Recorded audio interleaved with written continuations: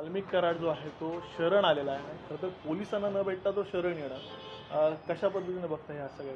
असं आहे की वाल्मिक कराड हा बीड प्रकरणातला जो महत्त्वाचा संशयित गुन्हेगार आहे, जी काही घटना घडली त्याचा कर्ता करविदा हा वाल्मिक कराड आहे असं संपूर्ण महाराष्ट्र आक्रोश करून सांगतोय. आमच्या पोलीस खात्याचं नाव खूप मोठं आहे, पण नाव मोठं आणि लक्षण खोटं अशी परिस्थिती आज महाराष्ट्रामध्ये पोलीस खात्याची झालेली आहे.